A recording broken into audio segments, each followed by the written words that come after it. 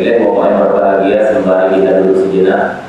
Mari kembali kita mengulang kaji mungkin beberapa pelajaran-pelajaran, beberapa nasihat-nasihat, beberapa petua-petua, baik itu yang bersumber dari baginda Rasul ataupun yang termaktub di dalam kitab-kitab yang muktabar.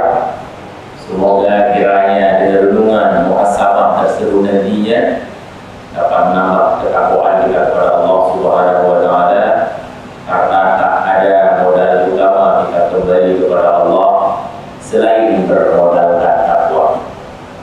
Baik berbahagia ibu kami yang ada di luar, mohon dimasuk masih lapang. Ibu kalau tidak ada Ustaz nggak mau ya. Ibunya latih Korea ya, dicontoh ada dia. Baik berbahagia orang tua kami yang kami muliakan. Tanpa terasa hari ini kita masih berada dalam suasana tahun baru Hijriah ya. Kalau tidak salah hari ini orang berbeda. Berapa orang ini? Ya, ada yang mulai 22. Nah, 22 Muharram. Artinya apa? Tanpa terasa begitu cepatnya waktu itu berlalu. Ya, tanpa terasa begitu cepatnya hari-hari itu berlalu. Hari berubah menjadi pekan, pekan berubah menjadi bulan, bulan berubah menjadi tahun, tahun berubah menjadi minggu, minggu berubah menjadi abad. Seperti itulah perputaran waktu. Waktu akan terus berjalan, terus berlalu, tak pernah menunggu kita berbuat baik, tak pernah menunggu kita melakukan ibadah, tak pernah menunggu kita bertaubat. Maka berbuat baiklah, bertaubatlah, beribadahlah selagi masih ada waktu. Maka dalam satu hadisnya yang sangat populer, baginda Rasul berkata, "Man kana yawmuhu khairan min amsin fa huwa rabbih." Seseorang yang lebih baik hari ini daripada kemarin, itulah sesungguhnya orang-orang yang beruntung. Itulah sesungguhnya orang-orang yang cerdas. Maka sebagai tolak ukur di tahun yang baru ini, ya, bahwa kita apakah lebih baik, lebih cerdas, lebih taat hari ini, tahun ini ketimbang tahun kemarin. Maka sebagai tolak ukurnya, ya, ini umumnya di dalam kitab-kitab yang muktabar tak disebutkan. Jadi untuk kita lebih kenal, lebih tahu bahwa hari ini kita lebih baik hari ini daripada kemarin, ini umumnya ya di dalam kitab-kitab yang muktabar tak disebutkan ciri-cirinya ataupun tanda-tandanya. Kebanyakan tatkala kita memeriksa di dalam kitab, yang umum disebutkan adalah ciri-ciri orang yang bodoh, ciri-ciri manusia yang jahil. Maka dengan kita menghindari, menjauhi ciri-ciri tersebut, ya, maka insya Allah kita akan menjadi orang yang cerdas. Kenapa demikian? Karena fitrah manusia, mohon maaf, tak ada yang senang dipanggil orang bodoh. Betul loh. Kita digelar sebagai orang yang jahil, hai bangai. Dah tenang dulu. Senang itu apa? Enggak. Itu marah, kita kesal bahkan. Artinya apa? Fitrah manusia tak senang, tak ridha, hatinya dia digelar disebut sebagai seorang yang bodoh, belum bangai. Maka di antara ribuan hikmah diutuskan Rasulullah, salah satunya adalah untuk yang meluruskan tradisi-tradisi penyimpangan yang dilakukan oleh orang-orang jahiliyah ketika itu. Artinya apa? Islam tak menghendaki manusia ini menjadi bodoh. Islam tak menghendaki manusia ini menjadi jahil. Justru datangnya agama Islam untuk mencerdaskan manusia, untuk membuat manusia menjadi manusia yang intelektual. Akan tetapi Bapak Ibu berbahagia, perlu kita garis bawahi kembali. Walaupun demikian, Islam ini mempunyai pemandangan, penilaian tersendiri dalam menentukan siapakah mereka-mereka yang wajar disebut dengan orang cerdas, dan siapakah mereka-mereka yang wajar dan layak digelar dengan orang yang bodoh. Orang bodoh dalam pandangan Islam bukanlah mereka yang tak mempunyai prestasi sedikit pun dalam bidang akademiknya. Bisa jadi dia seorang yang punya prestasi yang sangat gemilang.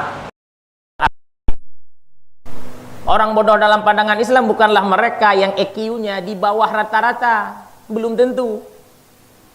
Bisa jadi dia seorang profesor, seorang doktor, insinyur. Tapi dalam pandangan Islam, mohon maaf, masih disebut dengan orang yang bodoh, orang yang jahil. Lantas bagaimana sih ciri-ciri orang bodoh, ciri-ciri orang jahil dalam pandangan Islam? Coba kita coba perhatikan. Di dalam kitab Tanbihul Ghafilin,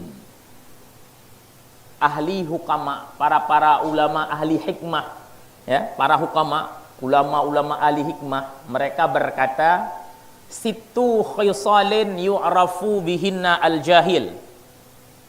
Ada 6 tanda, ada 6 sifat, ada 6 ciri-ciri. Apabila salah satu daripada 6 tanda ini ada pada seseorang, yu'rafu bihinna al-jahil, maka dia disebut sebagai orang yang bodoh. Walaupun titelnya sangat tinggi, walaupun dia seseorang yang sangat dihormati, apapun pangkat jabatannya, tetap dalam kacamata Islam dia dianggap urang bengai, orang yang bodoh. Apa-apa saja sifat tersebut, tanda-tanda itu coba kita perhatikan Bapak Ibu sekalian. Kena bagainya orangnya, ataupun mungkin sudah berpuluh tahun kita pelihara dia, ya, kita didik dia agak tak tumbuh nih kan sifatnya. Menurut kita itu bukan sebuah penyakit, bukan sebuah kebodohan, ya. Ya. Yang pertama, al-ghadabu fi ghairi syai'in. Ya, seseorang yang dianggap orang bodoh dalam pandangan Islam, sekalipun titelnya seorang doktor, al-ghadabu fi ghairi syai'in. Seseorang yang marah tanpa alasan yang jelas. Seseorang yang marah tanpa alasan yang kuat. Sedikit-sedikit marah, bacut-bacut ke bengih, yang urung bangai. Ya, marah tanpa sebab, ataupun ada sebab, tapi tatkala kita perhatikan tak layak gara-gara sebab itu dia menjadi marah, urung bangai. Sekalipun dia profesor, betul? Kenapa? Mukmin yang cerdas, orang Islam yang cerdas itu mukmin yang tak mudah marah, mukmin yang cerdas, mukmin yang bijaksana dalam mengontrol ampere amarah yang dia miliki. Tapi hana reduk, hana gelentir kah bengeh kenal dia, hana mupu kah mukuru'op leda, hana dam depleh muka tu kita, enggak pernah senyum wajahnya. Ada Bu, murung selalu. Ya, rapu muhop tapi. Ya, ini ciri-ciri orang yang bodoh dalam pandangan agama. Ya. Sehingga kata baginda Rasul, laisal syadid bisura'atin, innamal syadid alladhi yamlikun nafsah 'indal ghadab. Orang yang kuat itu bukanlah mereka-mereka yang ditunjukkan dengan kuatnya bergulat, kuatnya pertempuran, kuatnya berdebat, tegah mendawa, tegah mulha. Bukan itu orang kuat sesungguhnya. Tapi siapa manusia yang kuat sesungguhnya dalam pandangan agama? Alladzi yamlikun nafsah 'indal ghadab. Mereka-mereka yang sanggup mengontrol tensinya tatkala mereka sedang marah. Ini the real Samson. Inilah Samson sesungguhnya. Nabi mihan ampu alatan ka benge, ngambang ngam. Nah, ini manusia-manusia yang bodoh dalam pandangan agama. Ya. Maka orang yang cerdas itu, ya, seseorang yang dia baru marah pada perkara-kara apabila agama marah pada perkara itu. Ya, manusia cerdas, dia akan marah pada satu hal yang Allah benci pada hal itu. Itu orang cerdas. Ya. Anaknya tak mau melakukan salat, ya, sehingga dia marah. Ini ciri-ciri orang yang cerdas. Marah gara-gara, mohon maaf Bapak, istri kita tak mau menutup aurat, sehingga marah kita. Ini orang yang cerdas, menempatkan kemarahan pada tempatnya. Tapi kalau nggak ada alasan yang jelas yang kuat, tak bengeh, itu orang bodoh. Mohon maaf, gara-gara hajatnya tak tertunaikan, dia melampiaskan kemarahannya kepada manusia. Gara-gara cita-citanya tak tercapai, dia melampiaskan kemarahannya pada binatang. Mohon maaf Bapak Ibu sekalian, kita berantem sama istri di rumah Pak, kucing kena tempeleng, urusan dengan hidang mi onggroy, kan kena tipa aja. Marah gara-gara kucing memakan ikan di atas meja. Salah kita sendiri, kenapa kita nggak nutup? Kan pepet di kauroi dan. Ini ciri-ciri manusia yang bodoh. Ataupun nggak bisa menempatkan kemarahan kayak tadi. Masalah dalam keluarga terbawa ke kantor, masalah dalam kantor terbawa dalam masyarakat, masalah dalam masyarakat terbawa dalam keluarga. Nggak bisa menempatkan kemarahan. Ini ciri-ciri manusia yang bodoh dalam pandangan agama. Al-ghadabu fi ghairi syai'in. Ya, tak bisa mengontrol kemarahannya ataupun tanpa sebab ataupun ada sebab. Tapi tatkala kita melihat dengan sebab itu dia tak layak untuk menjadi marah. Nah, ciri-ciri manusia yang bodoh dalam pandangan agama, sekalipun titelnya seorang insinyur profesor gede. Jelas Bapak sekalian? Ada sifat itu sama kita, Bu? Nah, puhana tit tumbun-tumbun ni kan. Kemudian yang kedua, singkat saja. Ya, karena ada 6 ini. Yang kedua, ciri-ciri manusia bodoh disebutkan dalam kitab itu al-kalamu fi ghairi naf'in. Seseorang yang berbicara tak berfaedah, seseorang yang berbicara sia-sia, bahkan mohon maaf dengan ucapannya, perkataannya dapat menimbulkan pertikaian, kegaduhan, sakit hati orang lain. Ini orang bodoh dalam pandangan agama. Kenapa demikian? Orang yang cerdas itu dia bijaksana dalam berbicara. Dia hanya akan berbicara pada satu ucapan, satu pembicaraan yang ada menghasilkan pahala kepadanya, ada bermanfaat kepada dirinya. Walaupun nggak bermanfaat untuk akhirat, minimal dengan ucapannya itu tercover masalah dunianya. Itu orang cerdas. Tapi kalau orang bodoh, ngomong asal aja Pak hari ini. Maka baginda Rasul berkata, banyak bicara itu dapat mengeraskan hati. Berbicara yang kayak mana sih? Tatkala kita berbicara pasti menimbulkan kegaduhan, pertikaian, sakit hati orang lain. Ini lebih baik diam. Kenapa baginda Rasul berkata dalam satu hadisnya, la tatakallam bikalamin ta'tadiru ghadan. Janganlah kalian berbicara dengan satu ucapan, dengan satu perkataan yang akan membuat kalian menyesal di kemudian hari. Mohon maaf Ibu sekalian, terkadang kita kurang memperhatikan Bu Ori, tatkala bertutur kata, tatkala berbicara, ya, tak melihat padahal ucapan kita sudah menyakiti teman, tetangga, saudara kita. La tatakallam, kata Nabi, jangan kalian berbicara yang nanti suatu saat kalian akan menyesal. Artinya apa? Kita ingin meralat, Bu. Oh, maksud saya bukan kayak gitu dulu Pak. Bukan lagi anjaman kata jungkat keung juga gop. Dulu nggak pernah memperhatikan tatkala berbicara. Maka kata orang bijak, bila mana bicaramu itu perak, lebih baik kamu diam. Kenapa? Diam adalah emas. Mohon maaf, lebih-lebih tatkala kita bicara Pak hari ini kan perak nilai Pak. Buta bro, saya tekuk gop saja. Ini lebih baik diam saja. Ya kan? Diam lebih selamat. Dengan diam kita lebih selamat. Kata Imam Al-Ghazali, "Lau sakata man la yadri, naqallal khilafu bainal khalq." Seandainya orang yang tak mengerti itu diam, maka akan jarang terjadi konflik di antara manusia. Betul Pak? Hari ini kan seorang suka ngomong padahal bukan ranahnya Pak. Suka cuap-cuap. Ya, mohon maaf, konsep kita hari ini kalau bahasa Aceh dah pegahnya hana tekuk gop dalam siuroh hana mengat badan. Ya, badan-badan kayak demam gitu Pak. Enggak semangat. Tapi kalau udah ngupak untuk orang lain, fresh, segar badan, bubu 2 hari tepo habis dah baju. Yang konsep dah udip ya kan? Di mana saja coba lihat, duduk di warung kopi, lihat siapa kita pojokkan. Tekuk so tai lah orangnya. Nah, ini sehingga terjadi pertikaian, suka ngomong. Ya, padahal itu bukan ranahnya. Ya. Maka kata Imam Syafi'i, luka-luka di dalam mulut itu bisa disembuhkan. Ya, tapi luka-luka yang disebabkan oleh mulut tak bisa disembuhkan. Kayaknya Pak, kayaknya Bu, sakit hati kita terkadang gara-gara ucapan dia. Sehingga kata orang bijak, manusia terindah itu adalah mereka yang khawatir omongannya dapat melukai hati orang lain. Itulah manusia yang terindah. Maka perhatikan, setiap tutur kata ucapan kita yang mau kita keluarkan hari ini, lihat dulu. Jangan sampai menyakiti hati teman, tetangga, saudara kita. Ya.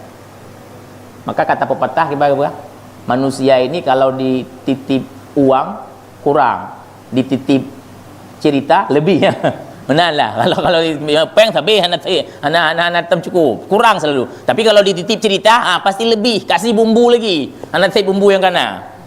Nah, inilah tipe manusia, konsep manusia apa? Ini ciri-ciri manusia yang bodoh dalam pandangan agama. Kenapa demikian? Karena manusia yang cerdas itu setiap kata, setiap kalimat yang mau diucapkannya, dia akan melihat, ini ada bermanfaat, ini apa efek yang ditimbulkan tatkala saya berbicara. Ada bermanfaatkah atau menimbulkan kemudaratan?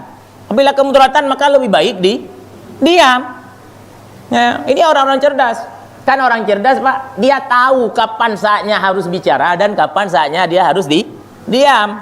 Apabila seorang membalikkan konsepnya orang pengayan.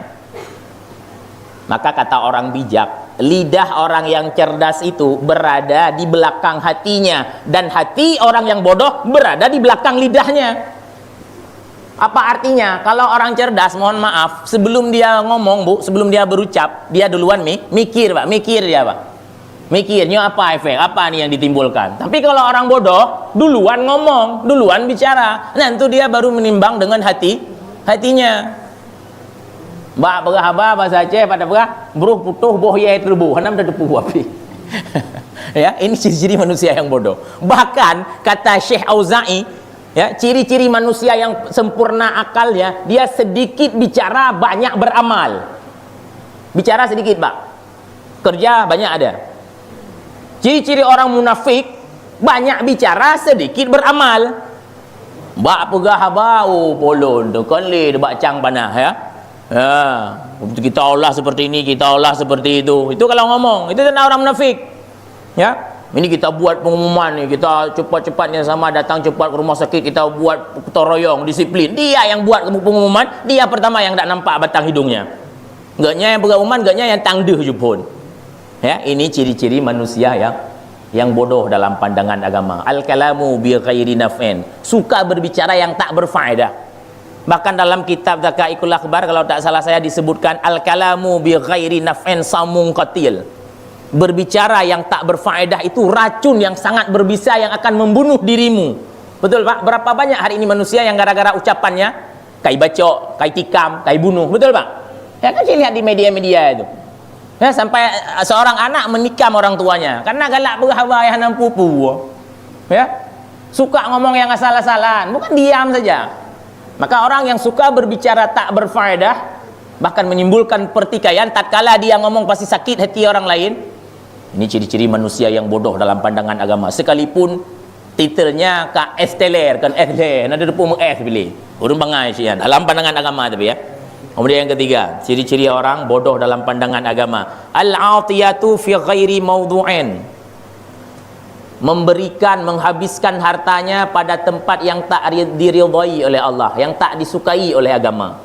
Mohon maaf, dia seorang yang sangat banyak harta, ya, mempunyai pangkat jabatan, tinggal di apartemen, punya mobil mewah, sawit di mana-mana, tambak mana-mana, juragan lah.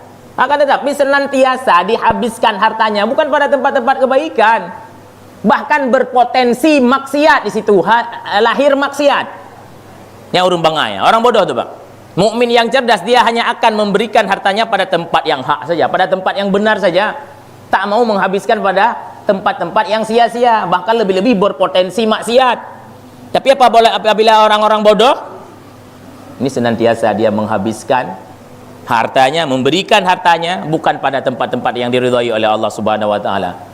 Mohon maaf, ya, kalau pada turnamen banyak dia sumbang pada orang lain. Ya, pada turnamen bola kaki, bola voli sangat-sangat antusias, sangat menaruh perhatian. Coba buat maulid santunia anak yatim, buat dakwah 5 kali dah sampai undangan ke rumah, pura-pura enggak tahu, pura-pura bangai loh. 5 kali, Pak, udah sampai undangan. Tapi kalau tempat yang menimbulkan kemaksiatan, dia sangat antusias. Bahkan berpotensi maksiat. Bahkan dia mendapat dosa jariah, Pak. Pada turnamen hari ini kan sangat besar itu potensi terjadi taruhan, Pak, kan, perjudian ini. Tapi sangat antusias dia. Ini ciri-ciri orang yang bodoh. Ya, menghabiskan hartanya bukan pada tempat kebaikan. Maka Sayyidina Umar berkata, di antara ciri-ciri harta yang baik itu, Pak, ada 3 tandanya. Coba kita perhatikan. Harta kita hari ini, apakah harta baik atau tidak?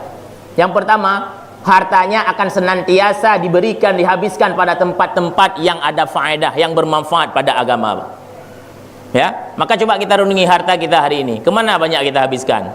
Ke mall, healing, jalan-jalan luar negeri. Terkadang hari ini mohon maaf Pak, kita kurang sadar Pak. Kita hari ini terkadang habis waktu dalam menjaga dan mencari harta orang lain Pak. Abeh wate tanya bak mita dan jaga harta gop. Kenapa demikian? Dalam pandangan agama mohon maaf, yang betul-betul harta kita Bu, Pak, yang bermanfaat untuk kita, ya, yang kita makan hari ini dan yang kita sedekahkan, yang kita infakkan, yang kita berikan pada jalan agama. Mohon maaf Bu, yang sanggup kita makan Bu, cuma 1 perut Bu. Nggak sanggup kita makan 2 perut kan, kecuali perut karet dah pakai. Baru. Kemudian yang mana hartamu? Yang kalian infakkan kepada jalan agama, yang kalian sedekahkan. 3M, 5M yang masih ada di ATM, mohon maaf. 5 menit ke depan nggak ada jaminan kamu akan hidup, akan menjadi harta warisan, diperebutkan, nggak teringat pun kepada kalian. Nah, kesetiaan Pak di dunia ini, ada Bu kesetiaan di dunia ini? Tak ada kesetiaan. Kita habis waktu hari ini untuk apa? Mencari harga, mengumpulkan karena kita setia terhadap istri, anak-anak kita. Padahal nggak ada kesetiaan. Rasa setia itu ada tatkala masih enak dipandang mata. Terkadang sosoknya masih ada, tapi rasa setia itu sudah sirna. Kenapa? Takalan le. Kalau gini ini pelet. Ya, gigi udah kayak tiang gol, satu di barat, satu di timur. Pak setia alam dulu itu masih cantik. Ya, janji sehidup semati. Kalau udah mati nggak jadi, sehidup aja, semati nggak jadi lagi. Ada rasa setia itu Pak, ada. Oh, istri saya Pak Ustadz sangat setia. Belum ada saya jumpai dalam sejarah ada seorang istri yang rela menemani suaminya 1 malam aja di alam barzah. Nah ini kadang coba tunjuk tangan mana orangnya. Mau kasih hadiah iPhone 20 nih, iPhone 20. Belum keluar, belum rilis pun. Nah barang pegak-pegakan. Begitu pula sebaliknya. Tak ada seorang suami karena terlalu cinta sama istrinya juga rela dia menemani istrinya 1 hari aja di alam barzah. Apa ada Pak? Mohon maaf Pak, tingkat setia tanya Pak. Kita ninggal Pak, atau istri kita Pak, ninggal kami sore. Kayak kemarin misalkan, sore Pak. Sore hujan lagi petir. Mau dikebumikan nggak bisa, ada malam Bu. Kan biasanya malam kita kan ngelayak di situ baca-baca Yasin di dalam kamar Pak. Ya kan? Malam baca Yasin, cucu, saudara semua kumpul Pak. Ya, jam 12 malam, hujan rintik-rintik, anak cucu kita ada ngantuk. Ya, tiba-tiba mati lampu, kita berdua mamayan di belakang rumah nagis musang lagi bertuh dah peluangnya, dah pakai hantu. Padahal baru berapa menit Pak, ya kan bukan istri kita atau suami kita nggak bernyawa, tapi ya tekan lebek dah pegah mau masuk dalam kubur, dalam kamar kita sendiri nggak berani lagi. Oh pegah setia nggak ada.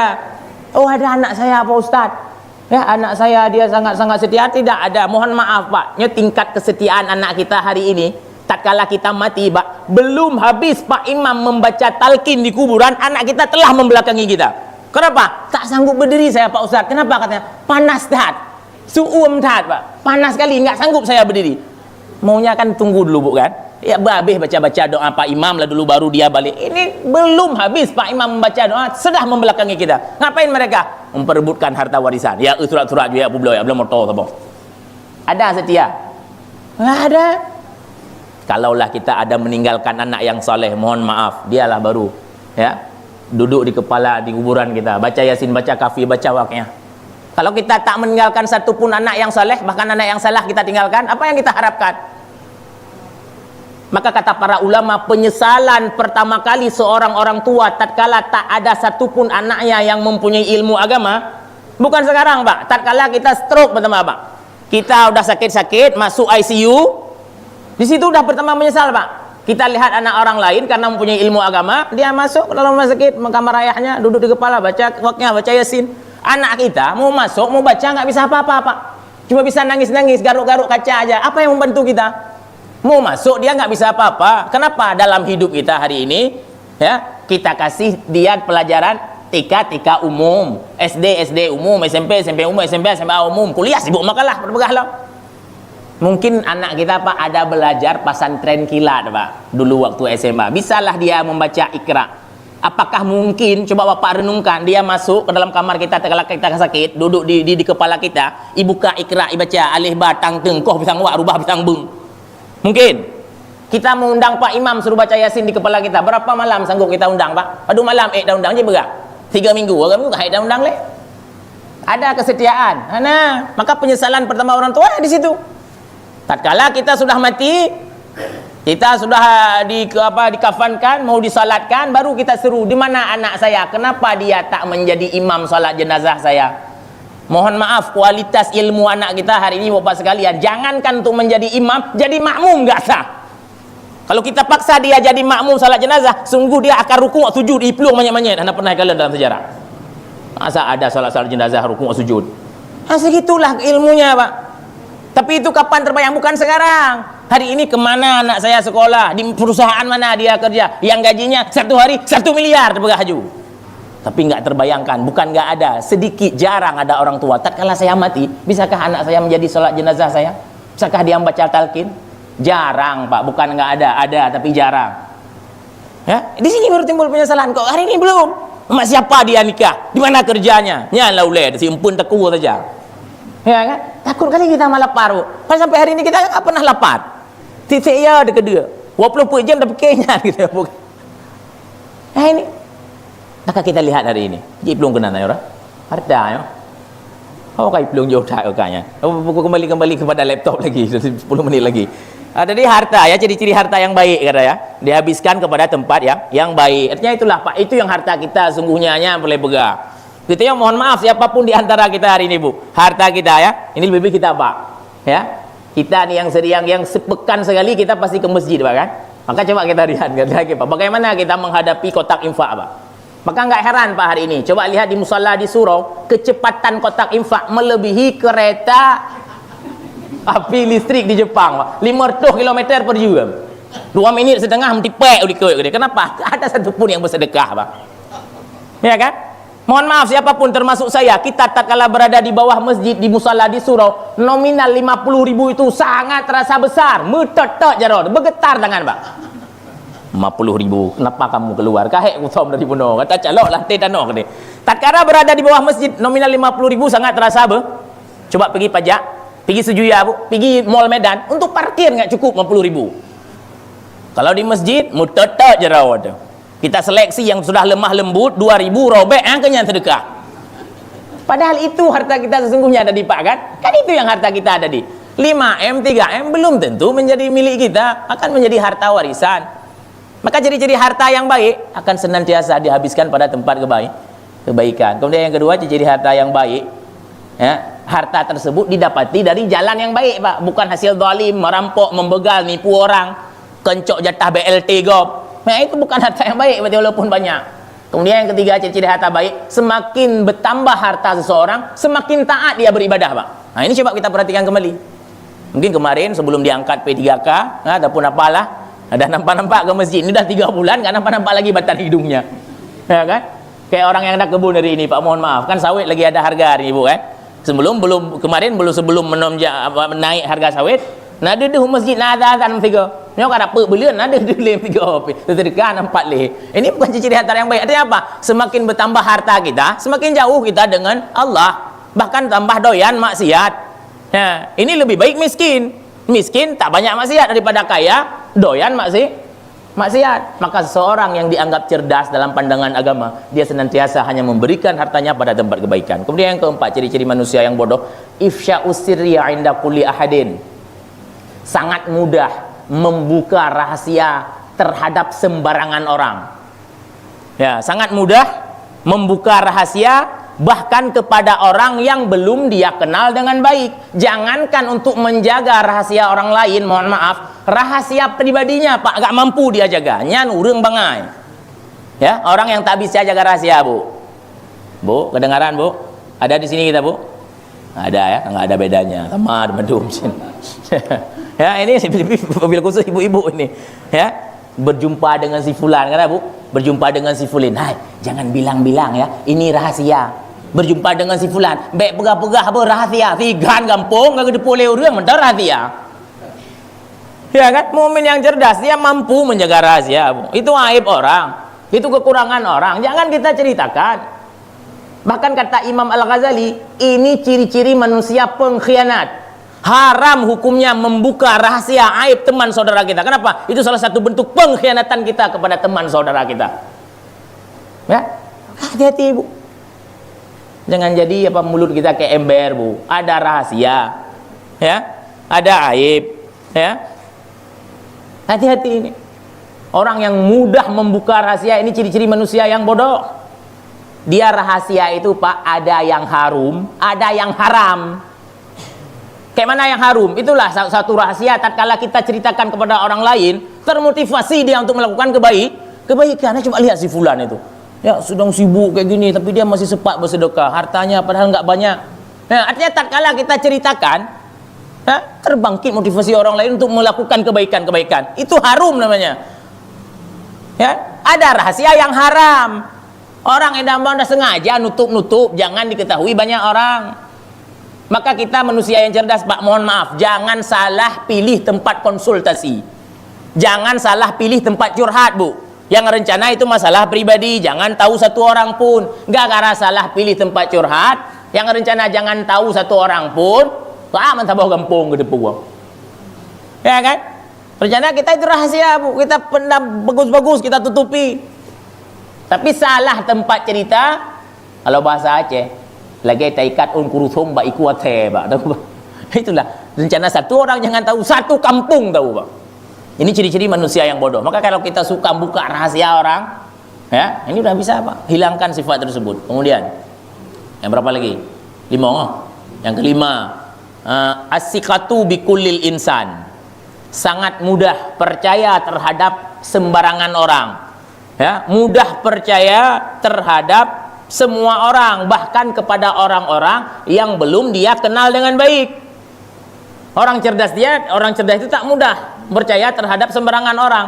Dia mempunyai pertimbangan, mempunyai telaah terhadap siapapun dan apapun.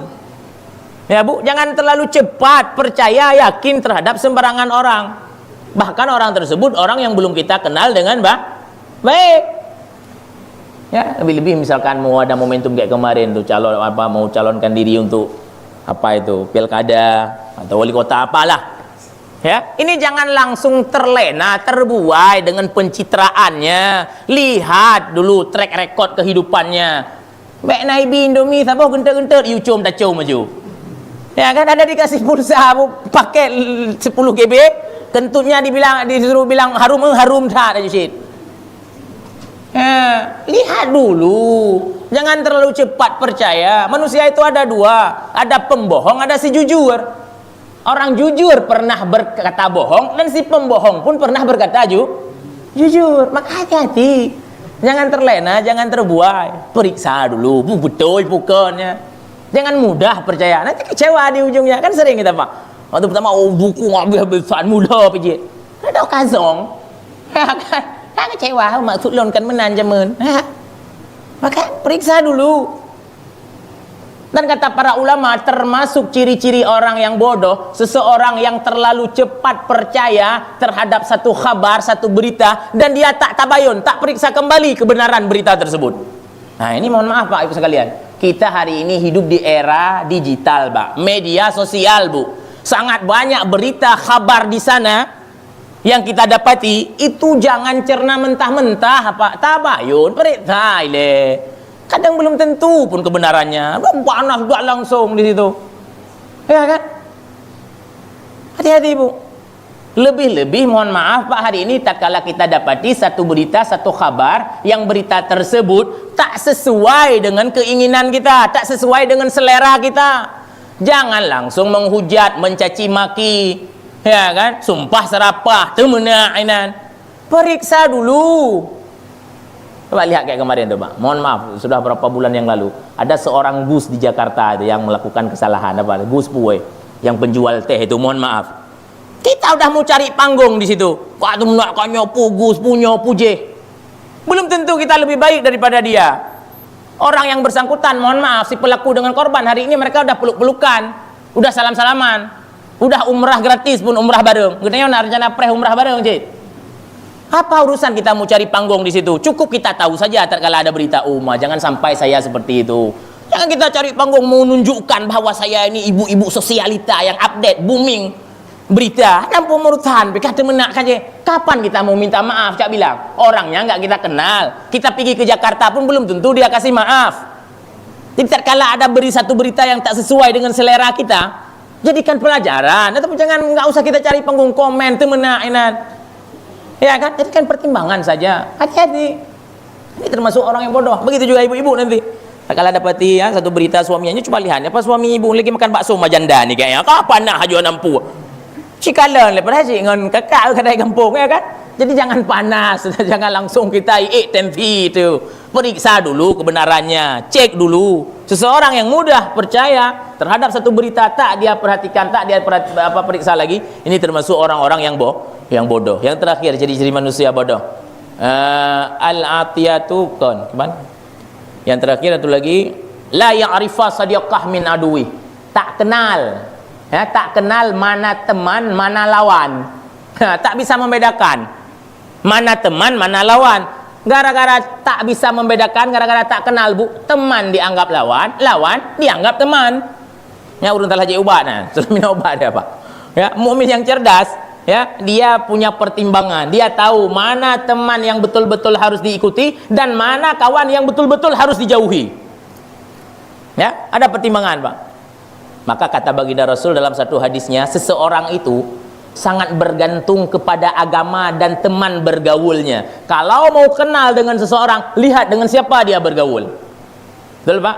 Seseorang yang hari ini temannya, mohon maaf Bu, seorang penjual parfum temannya, sedikit tidaknya dia pasti akan terpercik bau harum. Sekarang teman kita Pak, mohon maaf ya, orang jual sabu-sabu, orang main chip ya, sedikit tidaknya napu tacip tiga dia ya kan. Nah, orang minum, orang jual sabu-sabu yang lain sebagainya. Oh, walaupun kita nggak konsumsi sabu-sabu, mungkin kita sempat dibayar ngopi dari hasil sabu-sabu. Kenapa? Kawan kita itu. Ya, maka lihat hari ini. Kalau kita mau kenal, lihat siapa teman bergaulnya.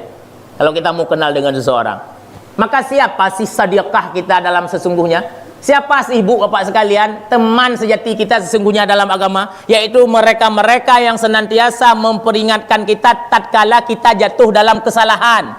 Walaupun tatkala diingatkan kita marah Pak. Alah siapa pihanjit, ini nggak boleh, itu nggak boleh. Kan ada Pak? Dia senantiasa memperingatkan kita tatkala kita jatuh ke dalam kesalahan. Misalkan tatkala kita siap berbicara di depan umum, mohon maaf, menimbulkan pertikaian, sakit hati gob. Tatkala kita tanya sama kawan kita, "Hai, bagaimana saya bicara tadi?" "Oh, mantap kali intonasinya. Lanjutkan." Nyan kon ngon tanya, kita yang sudah jatuh dalam kesalahan, tambah dikasih semangat, tambah hirlah tu. Itu bukan teman, Pak. Itu musuh. Tapi teman sejati kayak mana? Tak bagus, tak elok, tak layak kita berbicara seperti itu. Lebih-lebih di depan orang tua, orang-orang yang berilmu. Tak bagus. Ini teman kita. Tapi apabila seseorang tatkala kita jatuh ke dalam kesalahan tambah dikasih semangat, engkau hambu jadi dua getu, kajamun ke kutrom, ya karena ada Pak. Ini mohon maaf ibu terkadang, alah mas suami takut kalau aku dah tendang ke belakang. PPD lagi bangga. Itu dosa Pak, itu bukan teman Pak. Aku bermasalah sama ini mas suamiku, udah 2 hari aku nggak ngomong. Aku tahan sampai 3 bulan nggak aku ngomong. Yang kon-ngon yang tiba bagus gitu ya. Kita udah jatuh dalam kesalahan, tambah dikasih semangat Pak. Ya, ini musuh yang betul-betul harus dijauhi. Kalau teman sejati senantiasa dia memperingatkan kita Pak. Walaupun kita nggak sanggup dengar ocehannya Pak, omelannya, apa pianjir. Tapi itulah dia sesungguhnya teman kita. Maka walhasil Bapak yang berbahagia, sudah tentu hari ini 6 sifat tersebut pasti sering kali ya hadir mewarnai kehidupan kita hari ini. Udah pasti itu. Karena kita manusia biasa, ya bukan nabi. Ya, seringkali kesalahan yang terjadi hari ini disebabkan oleh tindakan bodoh dari kita sendiri terkadang. Mungkin karena keterbatasan ilmu agama kita wabil khusus. Namun dari kebodohan inilah seseorang bisa meraih keberhasilan di masa depan untuk bisa mengevaluasi, menintrospeksi dirinya.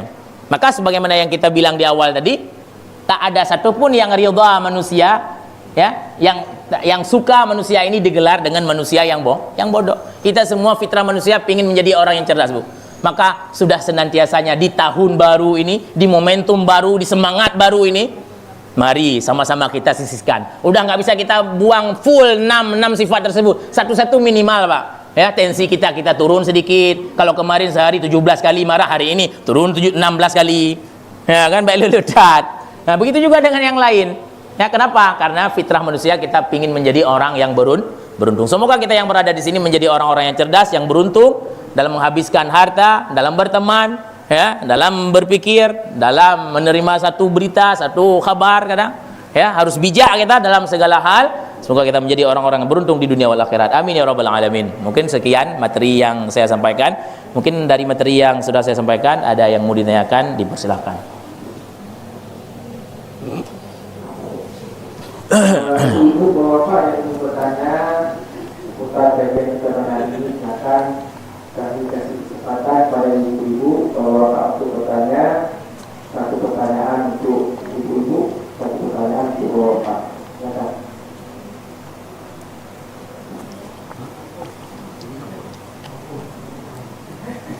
Dari materi boleh, di luar materi boleh Bu. Nggak bisa kita pending, ada guru-guru kita yang jawab nanti.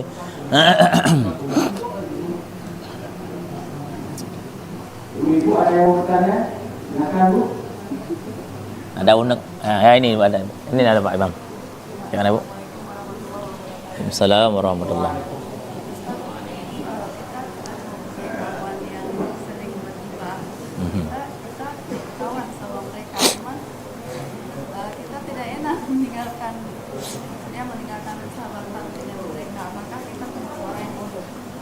Ya. Bukan. Baik, ada pertanyaan dari bunda kita. Kita kebetulan mempunyai kawan curhat, kawan kumpul-kumpul, kawan arisan, seorang yang suka menghibah ya. Suka bicara untuk orang lah. Kalau belum bicara untuk orang kayak tadi belum enak badannya. Ya, kalau belum umpan untuk orang lain, rasanya nggak fresh hidupnya. Nah, jadi macam mana sikap kita? Apakah kita mesti menjauhi orang tersebut? Apakah kita mesti memutuskan tali silaturahmi hubungan dengan orang itu? Nah, ini mungkin jawabannya ada tinjauan, Ibu-ibu. Ya, kita tinjau, ya. Kita lihat. Ya, seandainya ya, tatkala kita mohon maaf tak bergaul, tak duduk lagi yang biasanya ngopi, ya, ngopi-ngopi ataupun duduk-duduk bareng, makan bareng sama orang tuh. Hari ini kita meninggalkan tersebut, ya, dampak apa potensinya mungkin dia marah atau macam mana sikapnya udah nggak baik sama kita. Mungkin itu cara kita menjauhinya, ya, jangan instan, artinya jangan langsung berubah 180 derajat Bu. Ya, mungkin secara pelan-pelan. Ya, mungkin caranya kita mungkin pertama-tama masih tetap bergaul sama orang itu, tetapi kita benci dengan apa yang dibicarakannya itu. Ya kan? Karena tatkala seorang melihat kemungkaran kan yang pertama ditegah dengan tangannya, tak mampu. Dengan apa lagi? Ya, dengan kekuatannya. Sehingga akhirnya yaitu dengan hatinya. Jadi kita lihat potensi. Seandainya menyinggung perasaannya, ya mungkin caranya kita dengan cara yang halus. Itu kan sama kasusnya kayak kita puasa sunat juga, kan? Kita puasa sunat. Kemudian diundang kita tempat satu undangan pesta, ya kan? Itu kita lihat apakah kita mesti membuka puasa kita, itu kita lihat potensi dulu Pak. Seandainya menyinggung perasaan orang rumah karena kita nggak mau makan dan diundang karena puasa, itu buka aja puasa Pak. Nah, buka aja karena puasa sunnah pun ini lebih menjaga silaturahmi, ini lebih besar derajatnya. Begitu juga dengan itu, mungkin cara kita menjauhinya Bu, jangan cara yang halus, artinya jangan drastis, potong terus, aku nggak duduk lagi sama kamu. Nah, boleh ya. Dengan cara pelan-pelan, jangan cara halus. Adapun kita susupi ya, kita berikan tatkala ngumpul apa pemahaman-pemahaman kepada dia, jangan sikap ngunjing atau ibah, itu berdosa. Nah, mungkin dia pun akan sadar, bukan dengan bahkan kita meninggalkan menjauhi dia, kat tinggal habis kelompok yang pah-pah yang ada 12 pah. Ya kan? Nggak pernah berubah terus. Ya, minimal itulah dulu dalam hati kita jazamkan, cita-citakan saya mau memperbaiki dia. Oh, kita mungkin nggak ada kapasitas untuk menceramahi dia, memberi ilmu kepada dia. Ya mungkin kita minimalkan berkumpul dengan mereka. Ya, daripada kita sama-sama nanti diseret juga, karena kan pernah tipeh bajo, sidang sama rata, itulah. Ya, kan ada itu. Ya, minimalkan. Karena lebih-lebih ngupan untuk orang Bapak Ibu sekalian. Dosa dengan manusia perlu digarisbawahi Pak. Dosa dengan manusia Bu nggak ada kecil. Karena ghibah itu ngupat kan untuk orang lain. Bisa haji tiap tahun, umrah tiap bulan, buat masjid sendiri, wakafkan tanah untuk dayah pesantren, tapi masih suka ghibah fitnah. Bangun tengah malam tahajud berlinang air mata sampai keluar air mata darah. Ya, pergi ke Arab, pergi umrah, ikat kelambu-kelambu di depan Ka'bah, nggak keluar-keluar di situ, bermunajat. Apabila dosa dengan manusia, mohon maaf Pak Ibu sekalian, tak ada kemaafan. Hana maaf. Maka dosa dengan manusia perlu digarisbawahi, enggak ada yang namanya kecil. Maka apabila kita berkumpul dengan dia itu berpotensi menimbulkan maksiat, asal taduk ngaji sikam tamah ada ca, dia menalah ada pegang. Ini minimalkan berkumpul sama orang seperti itu, Pak. Minimalkan. Lebih-lebih ngupan tuh orang itu. Sangat bahaya. Ya, ada cerita disebutkan di dalam kitab tuh singkat dalam bekas seorang pemuda di Bani Israel. Ini bukti bahwa manusia dosa dengan manusia tak ada yang sedikit yang kecil. Mandum dosa dengan manusia besar. Enggak ada yang kecil. Maka minimalkan. Seorang pemuda yang kalau bahasa hari ini Pak mohon maaf, viral dia seorang yang ahli maksiat, Pak. Yang disebutkan dalam kitab. Viral seorang yang ahli maksiat. Artinya apa? Tak ada kasus kriminal yang enggak dibuatnya, Pak. Ya, berzina, merampok, membegal, naik ke rumah janda tengah malam, dia ketuanya. Nah jenis kriminal yang enggak dibuat. Ya. Sehingga dia viral menjadi seorang ahli maksiat. Kemudian dia berubah, Pak, bertaubat, berubah haluan yang dari tadinya menjadi ahli maksiat berubah menjadi ahli ibadah. Kayak mana sih kualitas ibadahnya? Dia berpuasa selama 70 tahun nggak pernah buka-buka. 70 tahun nggak buka-buka, Pak. Apa Pak buka-buka sama sekali? Bukan, nggak buka sama sekali ya matilah 20 tahun. Tapi puasa terus menerus ya Pak. Artinya besok puasa-puasa lagi 70 tahun, Pak. Walayanam, dan dia tak pernah tidur selama 70 tahun juga disebutkan. Makna tak tidur kayak tadi, bukan sama sekali nggak tidur, mati dia. Artinya malamnya banyak begadang, banyak dihidupkan untuk beribadah. Tenget manok lah saja, Pak. Ya, banyak dipakai untuk beribadah malamnya. Kemudian si pemuda ini wala yakul samnan disebutkan dalam kitab itu, dan dia tak memakan makanan mewah. Samnan ini minyak sapi, Pak, Bu. Dulu itu orang yang makan minyak sapi aja itu makanan mewah. Misalkan hari ini apa makanan mewah apa, Bu? Hari ini ibu-ibu nih rajanya ini. Ibu-ibu sudah tahu pasti yang lagi booming apa nih kuliner hari ini misalkan. Apa makanan di bintang 5 apa di hotel bintang 5 atau apa tuh, Bu? Spaghetti, ya, apa itu jisamsu, dimsum punah nih hampir puapi. Putomai lah tanya lah pokoknya makanan yang mewah dia menjaga dirinya, Bu, enggak makan dia. Kemudian ini yang sangat-sangat perlu digarisbawahi. Wala yastadillu biyudillin. Nah, disebutkan dalam kitab itu. Pemuda ini, Bu, memaksimalkan dirinya untuk tak memakai punya orang lain sampai dia bernaung di bawah naungan orang lain menghindari hal tersebut. Tahu, Pak, kayak gini ceritanya. Kita misalkan di rumah, Bu, ada di kebun nanti. Jalan rumah kita mau ke kebun atau mau ke pajak, Pak. Kan sepanjang jalan itu ada pohon, Pak. Kalau terik panas kayak gini kan, Bu, bisa bernaung kita, bukan?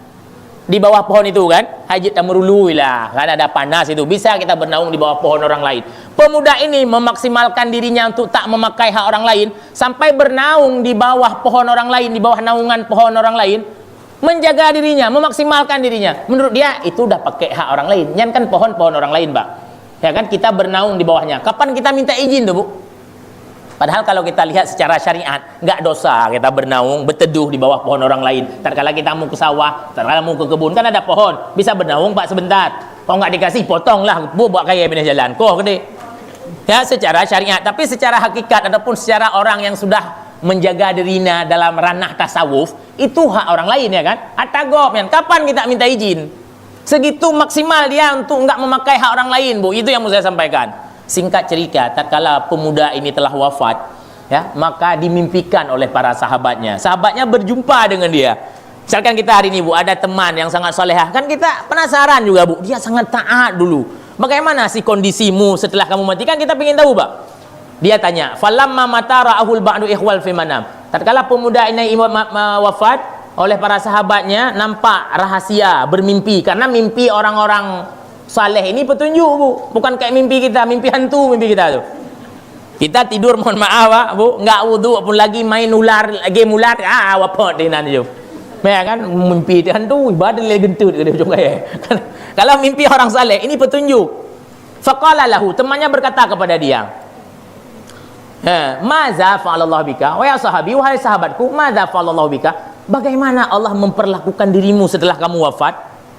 Qala, kemudian dia berkata, hasabani Allah menghisapku, memperhitungkan apa yang selama ini aku lakukan di dunia ini. Tsumma ghafara li kulla dzambi. Kemudian Allah alhamdulillah mengampunkan seluruh dosaku dulu di dunia, walaupun aku sempat viral menjadi seorang ahli maksiat. Alhamdulillah Allah ampunkan segala dosa-dosaku.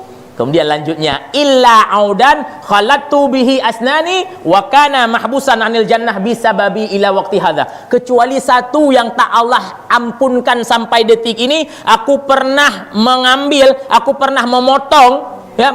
sepotong kayu orang lain untuk aku congkel gigiku. Gara-gara aku belum meminta izin daripada pemiliknya, wa kana mahmusan anil jannah, aku ditangguhkan, tak dimasukkan ke dalam syurga sampai detik ini. Pertanyaannya, ada dosa kecil dengan manusia? Kita pergi kenduri, Bu. Pulang kenduri, Pak. Ya, pulang kenduri, makan daging, cok purih go, kena purih kalau bahasa Aceh, potong kayu orang lain, Pak, untuk congkel gigi. Pemuda ini ditangguhkan, tak dimasukkan ke dalam syurga sampai detik ini. Puasanya 70 tahun, ya. Tak tidur malam, selalu beribadah 70 tahun, tapi gara-gara belum mendapat izin sepotong kayu yang dia ambil untuk mencongkel giginya dari pemiliknya, ditangguhkan, tak dimasukkan ke dalam syurga. Pertanyaannya, ada dosa kecil dengan manusia? Hari ini, Bu, seandainya kita potong, kita ambil kayu orang lain sedikit itu, kita meminta izin hari ini, dikasih maaf nggak, Bu? Kasih maaf nggak? Dikasih gua angkat cok babak kaya kapuau rumah ke dia je, betul, Pak? Hai sudah berah purih dah cok beuk. Hai lun cok purih culik iga beuk, Bu. Kacau bak-bak kapuau je ke dia rumah. Kenapa? Kita semua merasa diri kita banyak modal hari ini. Tapi mohon maaf, di akhirat tak ada yang namanya kemaafan. Kemaafan diganti dengan amal saleh. Nah, tak cok purih iga beuk, mohon maaf untuk congkel gigi. Ambil pahala haji kita, kasih untuk dia. Kayak gitu di akhirat. Maka jangan tunggu besok. Jangan tunggu momentum hari raya untuk minta maaf. Belum tentu 5 menit ke depan kita masih hidup. Kesempatan emas untuk meminta maaf kepada manusia saat ini. Baik fikir dia Allah hurau kiamat untuk ulah kemah. Apa malaikat tu anak gemun tanya apa kan? Je teman tak hari kuih saja ulung untuk ulah kemah apa? Tidak. Maka yang perlu saya sampaikan apa tadi? Tak ada yang namanya dosa kecil dengan manusia. Minimalkan melakukan dosa dengan manusia. Oh, itu teman dekat kita, bahkan keluarga kita. Ya, hindari pelan-pelan. Ya. Jangan sampai berpotensi dia menyinggung atau kayak mana, ataupun sadari dia, kasih ilmu-ilmu, masukan-masukan kepada dia. Lain cara. Seperti itu. Karena kan Nabi pun menyuruh kita untuk menyambung silaturahmi. La yadkhulul jannah qati'ul rahim, ya kan? Orang yang memutuskan tali silaturahmi enggak akan masuk syurga. Karena ya kita dekatilah, kita carilah trik-trik, tips-tips supaya teman kita, artinya apa? Ngopi, ngobrol, nongkrong pun masih bisa bareng, tapi tidak menimbulkan maksiat. Kita minta petua-petua dari guru kita. Mungkin itu Bapak Ibu sekalian, ya, sedikit jawaban yang saya bisa berikan. Mungkin untuk kelanjutannya lebih detailnya nanti bisa kita ataupun ibu-ibu tanya sama guru-guru kita yang mulia lagi. Mungkin karena waktu yang sudah ngelor, sudah lewat sedikit, mungkin itu saya yang dapat saya sampaikan. Semoga walaupun singkat, kiranya dapat pertama menjadi cambuk pemukul kepada diri saya menyampaikan, dan kiranya menjadi bahan pertimbangan kepada orang-orang tua kami sekalian. Untuk keberkahan acara kita pada hari yang berbahagia ini, mari sejenak sama-sama kita angkatkan tangan, kita membaca doa. A'udzubillahi minasyaitonir rajim. Bismillahirrahmanirrahim. Alhamdulillahirabbil alamin hamdan yuwaffi ni'amahu wa yukafi'u mazidah. Ya Rabbana lakal hamdu kama yanbaghi li jalali wajhikal karim wa 'azimi sultanik. Allahumma shalli ala sayidina Muhammad wa ala alihi wa sahbihi ajma'in. Allahumma inna nas'aluka ridhaka wal jannata wa na'udzu bika min sakhatika wan nar. Allahumma innaka 'afuwun karimun halimun tuhibbul afwa fa'fu 'anna ya Allah ya Karim. Ya Allah, ya Tuhan kami, ampunilah dosa-dosa kami, dosa-dosa kedua orang kami, dosa-dosa guru kami, dosa-dosa pemimpin kami, dosa-dosa para pejuang kami, dosa-dosa kerabat kami, dosa-dosa saudara kami. Jangan biarkan ya Allah kami berada dalam kesalahan, ya Allah ya Rabbal Alamin. Ya Allah, ya Tuhan kami, hari ini kami berkumpul pada musalla yang sangat berbahagia ini, ya Allah, dalam acara pengajian. Semoga dengan musabab tersebut, ya Allah, hadirlah kedamaian, hadirkanlah ketenangan, ketentraman dalam hati-hati kami, kelancaran dalam segala urusan-urusan kami. Curahkanlah rahmat-Mu kepada kami semua, ya Allah ya Rabbal Alamin. Ya Allah, ya Tuhan kami, ajarkanlah kami ilmu yang bermanfaat bagi kami. Jadikanlah kemanfaatan atas ilmu yang telah Engkau ajarkan kepada kami di dunia wal akhirat. Ya Allah, ya Tuhan kami, mudahkanlah segala urusan kami. Mudahkanlah rezeki-rezeki kami. Jika rezeki kami ya Allah masih di langit, mohon turunkanlah. Jika masih di dalam bumi ya Allah, keluarkanlah. Jika sukar ya Allah, mohon Engkau mudahkanlah. Jika masih haram ya Allah, mohon Engkau sucikanlah. Jika masih jauh ya Allah, mohon Engkau dekatkanlah. Ya Allah ya Rabbal Alamin. Ya Allah ya Rabbana ya Karim, kiranya momentum pengajian ini ya Allah Engkau jadikan sebagai salah satu sebab pintu jalan bagi turunnya rahmat-Mu kepada kami dan karunia-Mu kepada kami semua ya Allah ya Rabbal Alamin. Allahumma ya muhawwil al-ahwal, hawwil halana ila ahsanil ahwal. Ya Allah ya Tuhan kami, hanya kepadamu kami memohon dan meminta. Kabulkanlah hajat mulia kami ini ya Allah ya mujibas sa'ilin. Rabbana taqabbal du'ana innaka antas samiul alim.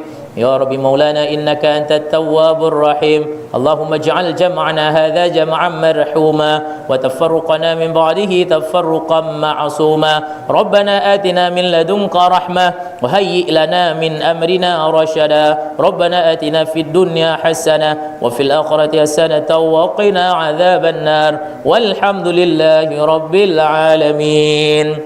Di mana ada kata-kata kurang berkenan, kurang pas pada tempatnya, di sini kami minta maaf. Terima kasih atas segala perhatian. Mohon maaf atas segala kekurangan. Hadani Allah wa yakum ajma'in. Assalamualaikum warahmatullahi wabarakatuh. Terima kasih kami ucapkan kepada Ibu Ahmad yang telah menyampaikan tausiah pada hari ini. Mudah-mudahan apa yang telah disampaikan oleh Ibu kita menjadi pelajaran yang bermanfaat bagi kita semuanya dalam menjalankan diri kita sehari-hari. Terima kasih sekali lagi kami ucapkan kepada teman-teman yang selalu setia mengikuti kajian kita.